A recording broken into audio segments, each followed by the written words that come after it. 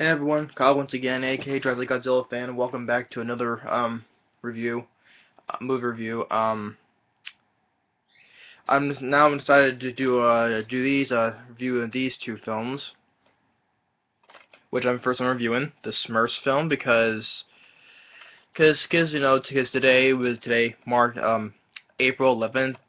You know, it's been a year since famous comedian actor Jonathan Winters, who voices Papa Smurf, passed away. So since today was been a year since the day he passed away, I decided to do these reviews on his last two films that he worked on. So I'm reviewing the first film, The Smurfs. Which anyone who knows who the Smurfs is, it's from the old comic, because from an old comic I think it was from an old comic strip, and then they made to an old from the old TV show from the old days, And then in 2011 there came this film, the live adaptation version, um, which was released July 29th, 2011, and where.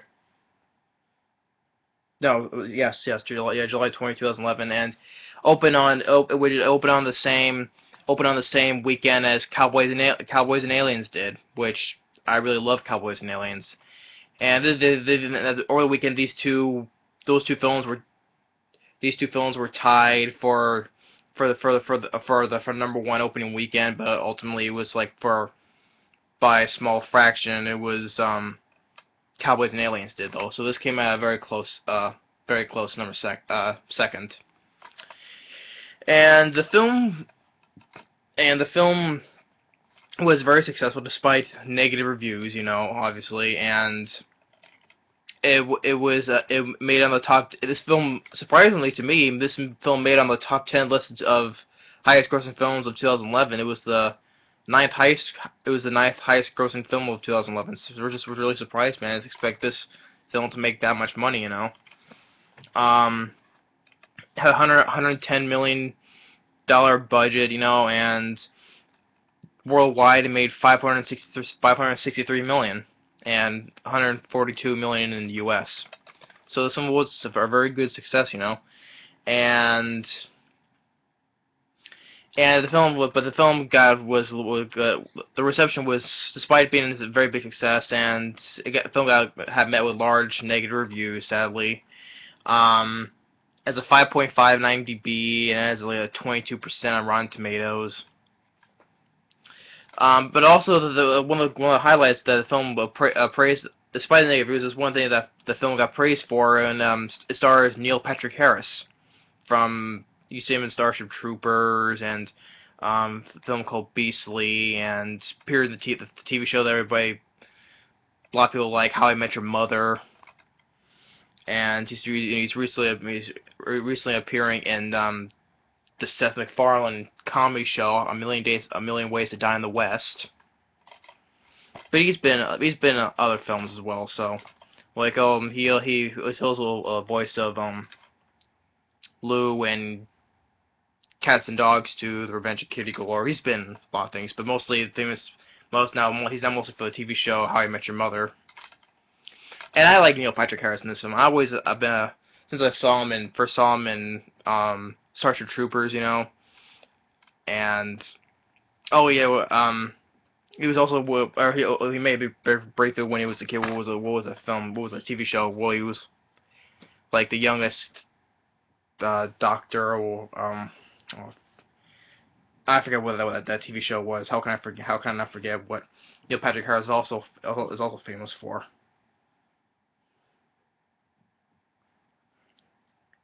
Doogie Howser, that's what it was.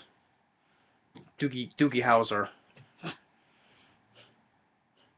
I just totally forgot that. So yeah. This was Neil Patrick Harris is also famous for the TV show Doogie Howser. But I was saying that, but ever since I first saw Neil Patrick Harris from Starship Troopers, I've always been a big fan of him, And I really did like him in the Smurfs film as Patrick Winslow. For the main cast, the live action cast. Hank Azaria plays the evil wizard Gargamel, and I think he did pretty good. I think he did pretty. I always think he did pretty good, though. There were some type of jokes that I didn't care for in this film, a couple of them though. But overall, I think he was good as Gargamel. Other members, you have Jayma Mays, who plays Patrick Winslow's wife, which she's been a couple films. She was in Wes Craven's Red Eye, and I think I saw her with she was in a piece of crap film called Epic Movie. Those spoof films I absolutely hate. Yeah, I think it was like Epic Movie or another something movie. But I liked her in Red Eye, and I liked her in this. She was pretty good. And also you have stars Sofia Vergara, who plays Patrick's boss that Patrick works for this cosmetics company. And that's pretty much for the main cast. And then for the voice cast, like I said, you have Jonathan Winters, who plays Papa Smurf.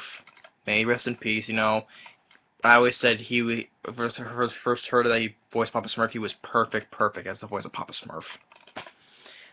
Then and also for others, for Smurfette, you have singer Katy Perry.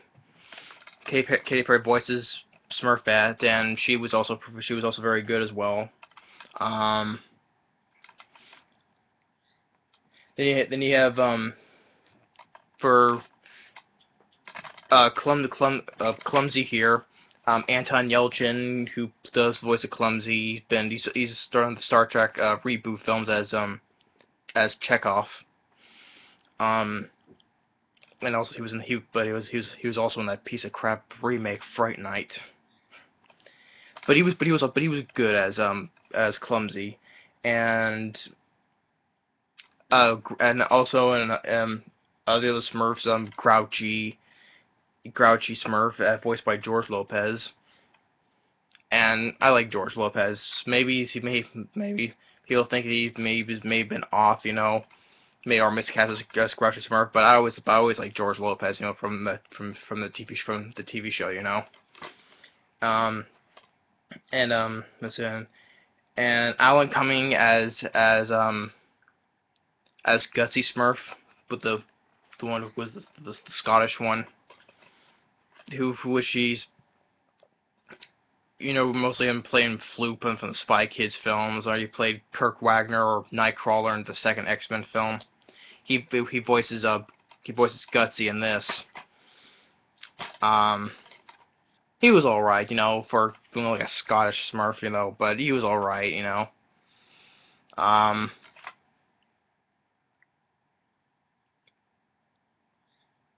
And the film was directed by Raja Gosnell, who directed Scooby-Doo and Scooby-Doo 2, Never Been Kissed, and Home Alone 3. And I like Scooby-Doo, and I like the second one. And I was never really a big fan of Home Alone 3. And that was his first one that he directed. But he was also before he started directing, he was also a writer. He was a writer on, I think, on some other films as well. He was an editor. He was the editor also on Home Alone 1 and 2. Before directing number 3, he was an editor on Home Alone 1 and 2. 9 Months, Pretty Woman, and Mrs. Doubtfire, and also other films he's directed. He also directed Beverly Hills Chihuahua and Yours, Mine, and Ours, the remake, and Big Mama's House. Personally, I think the best ones he's directed were, the Smurfs 1 and 2, and Scooby-Doo 1 and 2. And the film, and what did I say? Do I like this film overall? Yes, I do. Yes, I do. I like the Smurfs films, and also I also got the poster of the first film. Need to get it framed though, but I got the poster for the first film. So it just goes to show that I really do like the Smurfs, so I got the poster. Try and make it clear, so because there's a glare. So I will get that framed. So it starts off, you know. So the film starts off with the like where the Smurfs lives seems like a medieval time, you know. But it doesn't show like a castle, you know. And it's also being narrated by narrator Smurf, you know. Once upon a time, you know. And they're all the Smurfs are celebrating to get ready for the blue moon, you know. And you know, the narrator Smurf tells them about the Smurfs, and he tells them about Gargamel, and you know, Gargamel has this new plan to catch the Smurfs with this cat Azaria. And the cat, yeah, it's mostly a CGI cat, you know, but I ain't complaining, because even though, like I say, it's mostly a CGI cat though, but yeah, but maybe a couple times maybe it was a real cat though, but most times it's just a CGI cat. So he has this plan. So Clumsy, well, first Papa Smurf, he's like mixing like seeing a vision, you know, a futuristic vision. And it shows Clumsy going for something, and it ends up everyone being caged, you know. So he decides not to tell Clumsy because you know how he is, you know. But he goes off far into the woods, and Gargamel sees him and Clumsy leads them to their place, which is like it's like an invisible wall that you can't see their village. It looks like it's a plain forest in front of them, but step through there's their village. So he invades their village, you know, stepping on a couple of houses, you know. So everyone gets scared and they run away, and Clumsy takes a different direction from the others, and the rest of the main six here follow them. You know, Papa, Smurfette, Brainy, Gutsy, and Grouchy. They follow him towards the smoke cave, which has a waterfall, and the blue moon. The blue moon makes this where the waterfall is, you know, makes like a whole. What Brandy calls a vortex, you know, a vortex, and they see Gargamel's behind them, so they Papa decides to let go, you know, and they all get sucked into the warpole, you know, and they end up in New York, modern day New York. They're like, oh wow, look at all the castles and stuff, you know, the buildings they look like as castles. Looking all around, you know, like they see a person dressed in a Statue of Liberty costume, and a person dressed in an Elmo costume as well. They're like, oh, look at that.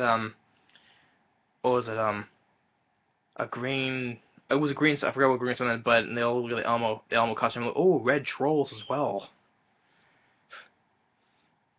I think it was called green. I think it was green goblins and red trolls. Yeah. And as they're riding on top of the cab, looking through New York, you know, and they,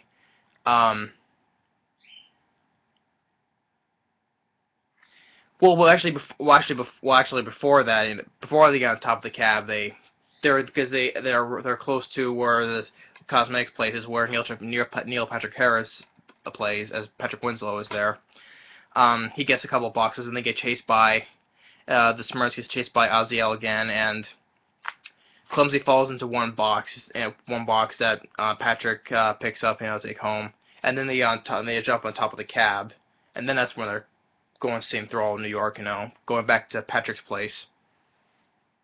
It goes because you know where his wife is, and who is pregnant, you know, and tells him, you know, tells her the good news that he has this new.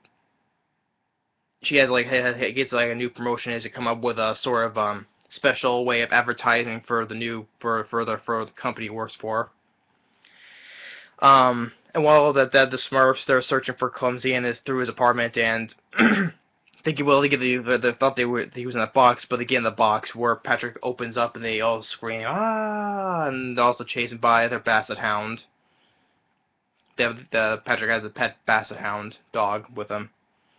Um, and his wife says, oh look, they're friendly, And like when Neil Patrick Harris is like, we're being invaded. Do not be fooled by their cuteness. No, I like Neil Patrick Harris. He's real funny, Do not be fooled by their cuteness. So the next morning, they explain what he finds what they are, and from a magic forest and everything. Now they're all named after their personalities. It's like, you're all named after your personalities. Do you get them when you're born or after you exhibit certain traits? And so, but to know that there is no blue moon, there's no such thing as a blue moon, and Patrick says, um, oh, well, no, actually, no, it was Papa that said, he asks Patrick, where do you keep your stargazer? What, sir? Which he meant a telescope. I mean, which he didn't know he didn't know what the word telescope said, stargazer. So to me personally, why did you say, oh, a telescope? You mean, That's what I would have said, But they don't say that. It's called a stargazer. So, and as Patrick goes to work, all the other Smurfs except for Clumsy, who stays in the apartment, they follow him to work. Goes and shoves them all in his coat pocket so they won't be seen. And when Patrick's trying to get work done, but he can't because they're all busy singing, And Papa's like, perhaps we need a little song to move things along. Come along, Smurfs. La la la la la. People think that song might be annoying, but I like the song, La la la la la la, So then while this is going on, Gargamel he gets sucked into the warp hole after them as well, and he has a little bit of essence with him, because he extracts it's like there's that magic from the Smurfs. That's why he gets all this power from, though. But he has very little. So, either there was a small before that the night he's singing, and Azaria coughs up some of Smurfette's hair, that contains essence, and he needs a laboratory, And this is one of the few jokes I did not care for, that could have left out, Oh, because he thinks a laboratory. He goes into a porta potty, laboratory, I think that's what they call it, a laboratory. It's like he goes in there like, ooh, what died in here, Oh, yeah, someone's been working some dark magic in there. That was one of the things I didn't care for, him going to the porta potty, That was no. But he goes into a castle that was it was used for a tour thing, And he builds his essence extracting machine, that turns into more power for him, So he used the hair to make make more power for him. But so the next day, he follows, because he has the company's business card and he follows all the way to his to the place where he works at. And is inside Sofia Vergara, as the boss there, and me personally, I was never a fan of Sofia Vergara personally, but although she's like trying to give a demonstration, to make people look, with the makeup, makes them look younger, and Gargamel's like, nah, that'll never do, something like that. And he tests it on this well, it was her mother, and makes her look like 10 years younger, And Sophia, is really interested in what he did, you know, and she'll tell him he'll give wherever he wants, you know, and but all he wants is the Smurfs, you know, and she's like, what's this, you know, Smurfs, even though she doesn't know what it is, you know. Oh, like those another thing that I think did not like, or you know, one of the things I did not like, you know, that, you know, of course when he's in the restaurant, they're talking, you know, and he needs to use the restroom, so he goes stands behind this little counter and goes and urinates in a bucket, you know. That was another thing I did not care for whatsoever, you know. I did not like. If well, there was only a couple of those two things, you know, walking to the porta potty, you know, and doing that in the restaurant, you know, should just cut that out. Um, so all the way back, you know, from with Patrick's wife, you know, on the taxi, they come across a toy store that has a stargazer, you know, a little telescope, you know. So they all run into the toy store and you know, and they're crossing the street and there's a car, they all duck down, but there's a car coming in, and Grouchy's like, "Hey, I'm walking here," you know. I thought that was funny. "Hey, I'm walking here." So they're all running around the toy store. All the kids are chasing them, thinking they're toys, you know. And they grab a little toy telescope, stargazer, and Gargamel, he sees them in the toy store. He goes and takes this guy's leaf blower, uses it to suck them in, you know, and what was it? What was that one thing? Oh, well, also in the toy store that Gargamel is talking to this the M&Ms, you know, in the commercials, the colored M&Ms, you know, he's talking to the doll of the green M&M, you know, he's talking. Yeah, that was another thing I didn't care for. That was another thing I didn't care for, how the way, you know, how he's like talking to this thing, you know, it's like, really. But yeah, that was like, but so there was only like a couple of jokes I did not care for though, but that doesn't stop me from not liking the movie. No, no, this is just a few jokes I just didn't care for. So um, then Gargamel he gets tased by the cops and put in jail, and then I know they're saying how they're gonna get home now, and Neil Patrick Harris, you know, tells him to like have a little fun, and they're playing, he's playing like guitar, I think it was like Guitar Hero, or was that other one, was a rock band. Either of those, you know, they're just, he's playing with the toy guitar, and they're all singing, you know, like to the tune. Um, but also that was so the next day they're ready, you know, he was really about to send his advertisement, and Clumsy accidentally changes anywhere, shows a blue moon, you know. And so the next day, you know, they changed, the Smurfs made an alternate decoration to their apartment, and Neil Patrick Harris, he sees the outside on the giant billboard, shows that his advertisement, and says it's the wrong one. He gets upset over it.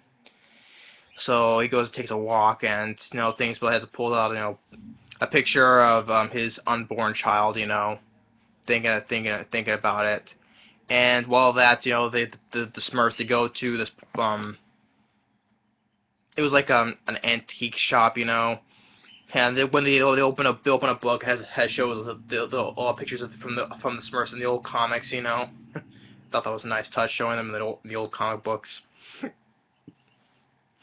And they find another book. They find the recipe for the potion to make a blue moon, and Gargamel follows them. And then he picks up the dragon wand, you know, puts the rest of the essence in there, you know, and the Papa Smurf tells him to go, and he stays behind, and he gets captured by Gargamel, you know, tells him don't come back for him no matter what. So they go back to his apartment, tells him what happened, and Patrick helps, you know, and there was, and as they're walking, you know, you hear that AC/DC song. I think it was called down, down, down, down, down, down, down, down, down. I think it was that. I believe it was, yeah. I think it was AC/DC. I think it was like kind of. I think I'm thinking it was like the wrong song choices, you know. But oh well. So they go to the castle, and Smurfette sneaks into a vent to get Papa, who's getting his essence extracted, you know, and while that Gargamel faces like he brings the Brainy uses the blue moon to bring back all the pretty much all the Smurfs from their village to fight Gargamel, you know, and but then Gargamel's trying to get the upper hand, you know, using his wand to grab the Smurfs, put them in a sack, and Smurfette she fights Gargamel's cat Azaria, you know, and he's like, you know, you smurfed with the wrong girl. Of course, throughout the entire film, you know, you pretty much do for every sentence of you, they like use the word smurf in pretty much everything in their sentences, you know, smurf this, smurf that, you know. Like when they first arrived, like, where the smurf are we? Up Smurf Creek and out of Paddle. Oh, we're smurfed, you know, like that, you know.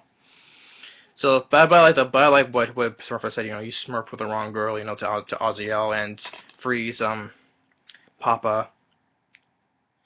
Um, but Papa gets grabbed, gets zapped again, and he gets taught about you know, Gargamel about to finish him off, but with Patrick, he goes and grabs and saves him, and Gutsy grabs his wand, but he loses it. Then Clumsy, he tries to get it.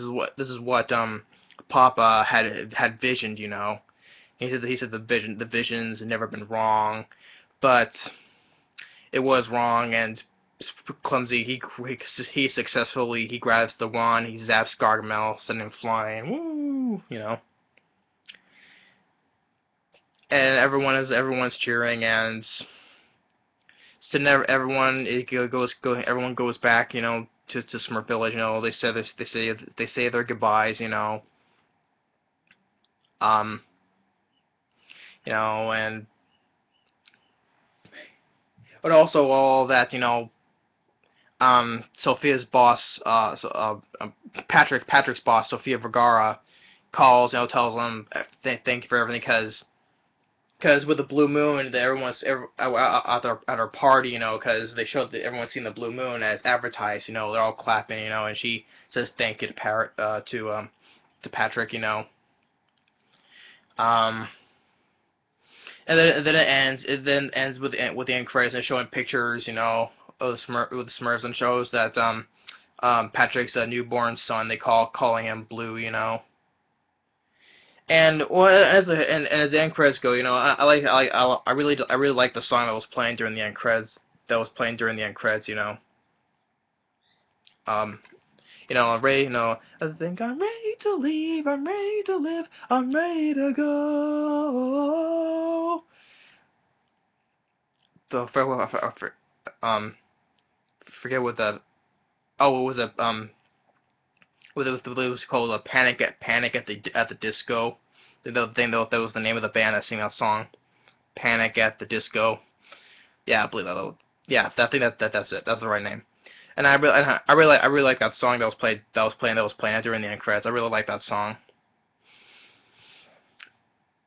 So yeah, overall I do like this. I do like the Smurfs. Yeah, I know. I do understand why it gets negative reviews, you know, but I like the Smurfs, so I can't help it, because, you know.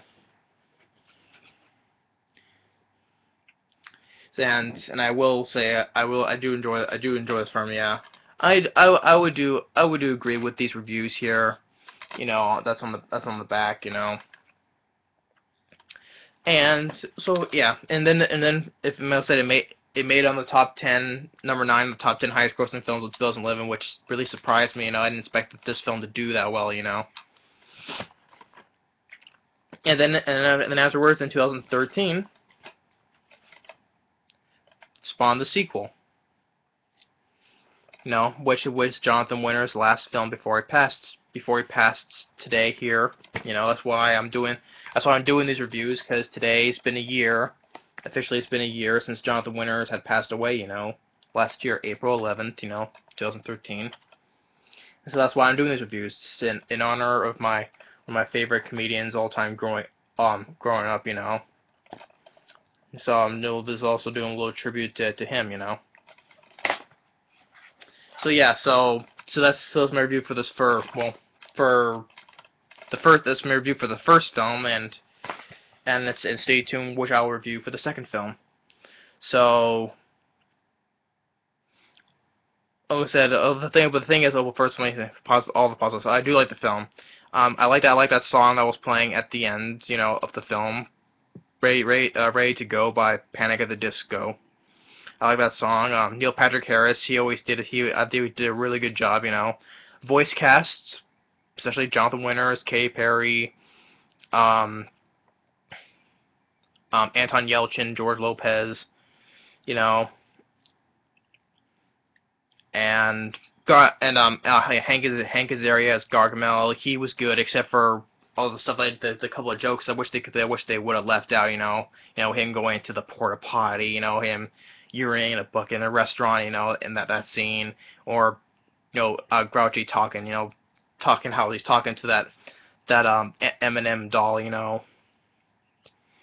Those are a couple. There was a couple of scenes I thought they could have just couple of jokes they could have just left out, you know. But that was like three. That was like three jokes they just could have left out. Just only three. But I still like the film overall. So. And I know, and if me personally, if 5.5 IMDb and 22% Rotten Tomatoes is understandable, but to me, I could just give him a little bit higher rating. So. Yeah, and this is Neil Patrick Harris was the only thing that was worth the praise for his performance, and otherwise the film was met with negative reviews besides his performance. So, and he did a really good job, Neil Patrick Harris, and I always liked him, you know, especially when from his other performances, you know.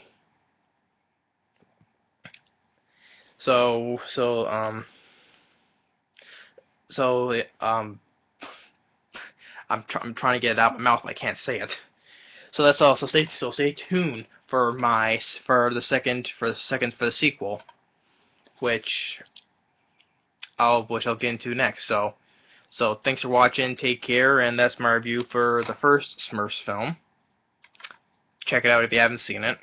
If you like it or don't like it, it's up to you. And oh yeah, there's another thing. It's on for it's on for 103 minutes, but it goes by fast. You know, it has some special features. It has 2 commentaries. You know, bloopers. You know. Or the other thing is, like I said, I'll mention this in this review as well. But they should have showed, well, not in this DVD, but they should have shown in the next one. You know, showing the boy. Do they show the voice cast in this? I can't remember if it's in this one or it's in the other one, you know. But I think it's more on this one though. So, but which I'll say in the next review. So thanks for watching. Stay tuned for the sequel, The Smurfs 2. Later.